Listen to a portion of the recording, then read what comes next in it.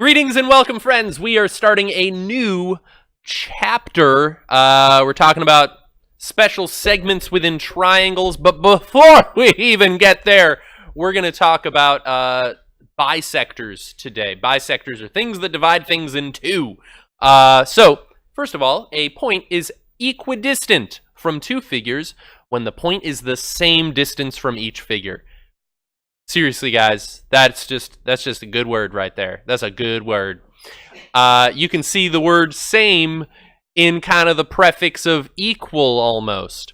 All right, here's a couple theorems. And me and my amigos, we were talking about Geometer Sketchpad a little bit earlier, and they created a perpendicular bisector.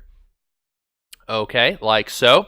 And a perpendicular bisector has two features. One, it passes through the midpoint of a segment, and it also is perpendicular to it. And then they measured the lengths from point C to the endpoints of the segment, and we'd found out that those distances, that this point is equidistant from those endpoints. And we were even able to move point C, and it seemed like it worked every time we did it. Not that that's a formal proof, but that done be interesting. It turns out there's also the converse of the perpendicular bisector theorem, which says that if you have a point that is equidistant from the endpoints of a segment, then you actually know... Oh, that was a terrible line. You know that it'll be on the perpendicular bisector, so it's true backwards as well. Let's see how far... Can I undo that? There we go. So let's actually do a brief little semi-informal proof of the perpendicular bisector theorem. For sake of time, I might just do this a little bit more verbally and kind of sketch it out here. So, all right, perpendicular bisector theorem. So starting with just my starter information, my starter Pokemon that Professor Oak gave me, I could say that, given information, that these are congruent here. I'm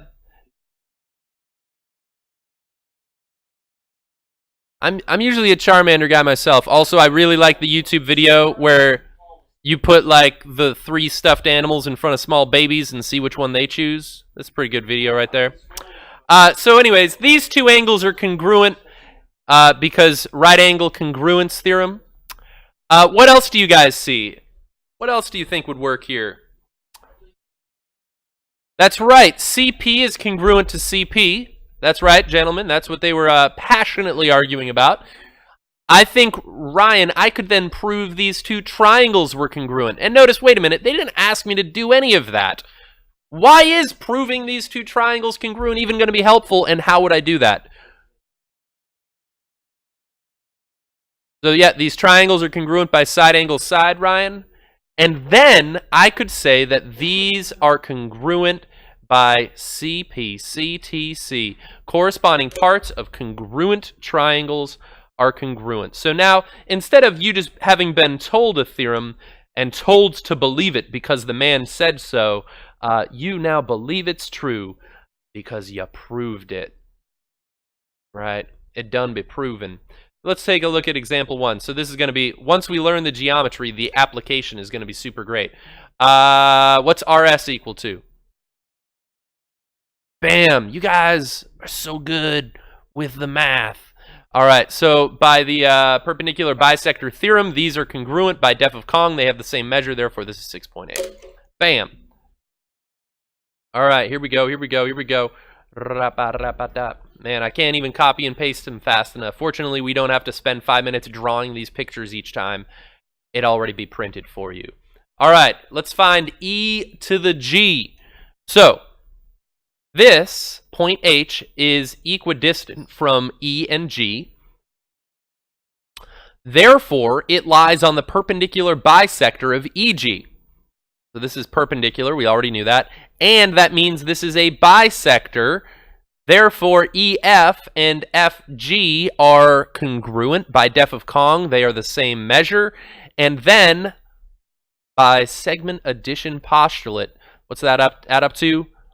19. That's a sad looking equal sign right there. But it'll suffice. So the reason I knew that was the perpendicular bisector was by the converse of the perpendicular bisector theorem.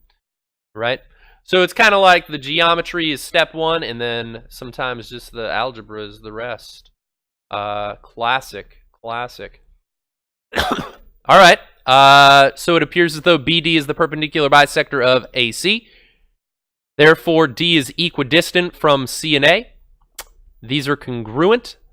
And then by def of Kong, their measures are equal. All of that work just to write the equation that you probably assumed was true the whole time. And this time you were right. And now we solve it using the algebra. Man, don't you guys just love algebra? Yep. Divide by 2. And I get x equals 7. Now, behold, they didn't ask me for x. They asked me for AD. And AD is going to equal 5 times x. 35. There we go. All right, so that's not that bad. Here's a real life problem.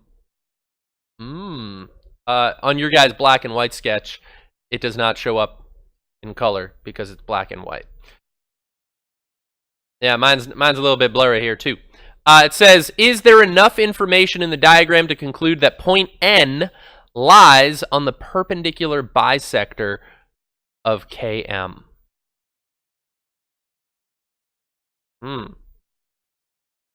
Well, I know that L is the midpoint. So Ln is a bisector of Km.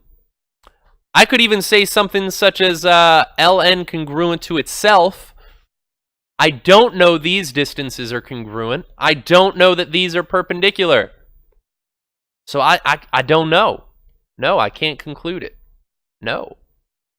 Not enough information. I need to know perpendicularity of NL to Km. And I do not know that. Or I would have needed to know that these two segments were congruent so that I could have used the converse of the perpendicular bisector theorem. All right? Now, if I know anything about bridge building and this subway train, which actually appears to have somewhat of our school colors, sometimes we have yellow in our school colors. Is that true? No yellow at all, ever? It's just like purple and white? I think I've seen a little bit of no yellow. Oh, all right. I like to think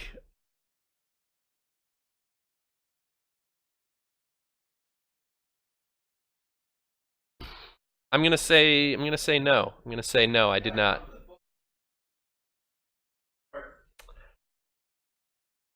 So, anyways. We also, in Geometer Sketchpad, did some work with angle bisectors, and we said that if a point lies on an angle bisector, meaning these two angles are congruent, that it was equidistant from the sides, and of course we measure that distance perpendicular to the sides. So these are going to be congruent. It turns out that the converse is also true. This could be the Cabot, maybe? I don't know. The converse of the angle bisector theorem would say that if the point is in the interior of an angle, all right, and is equidistant from the sides, then it lies on the angle bisector. So then these two angles are going to be congruent. All right? So things that maybe you thought would have been true, but never were brave enough to commit, I don't know. Those are true things. It's true. All right, let's use this. So find each measure. GFJ. What are your thoughts?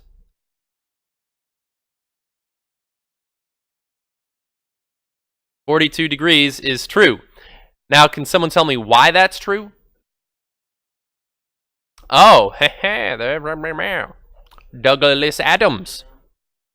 Yeah, so the converse of the angle bisector theorem, because J is equidistant to the sides of this angle and it's on the interior, then this is an angle bisector. Because these two angles are congruent, then their measures are equal. By def of Kong, 42 degrees. There we go. Yeah, 42 isn't going to be the answer to this next question, though. I think I do. Doodly doodly. So, all right. Ooh, man, that's swift. That's swift. So I do know that this is an angle bisector by definition of angle bisector because these two angles are congruent. I do know that then S, being perpendicularly measured to these sides, will have these congruent lengths. By def of Kong, I'd be able to say 6x minus 5 equals 5x. And with the swiftness of algebra, Ryan math, whew.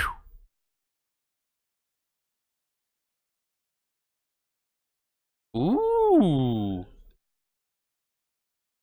Yeah. Yeah, multiple ways, multiple ways. X equals 5. They wanted us to know RS. I'm going to plug it in this one, but yeah, you're right. I could have just plugged it in there. Done myself a favor. 30 minus 5 is 25. Right? Don't get fooled for those ones. I hate having to take points off on a test when someone tells me X, but that's not the thing that I was looking for. Ooh, guys, how about this real-world problem for you lacrossery players? When you guys are playing your Quidditch and your footballs and your soccer. Mm-hmm. Mm-hmm. Okay, here we go. All right, it says a soccer goalie's position relative to the ball and goalposts forms congruent angles. So these two angles are congruent. All right, as shown, will the goalie have to move farther to block the shot toward the right goalpost R or the left goalpost L?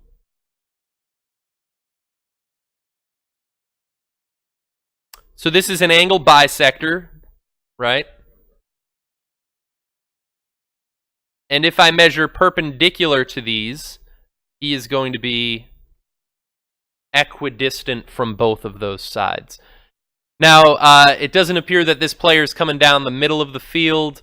There's a little bit more geometry going on. But if theoretically you're right, he's got the same amount of time to move to either of those rays, right? If he intercepts it kind of perpendicular to it. I would question this distance might be shorter. No, it can't. No, these distances actually will also be equal, I think. Yeah. Believe so.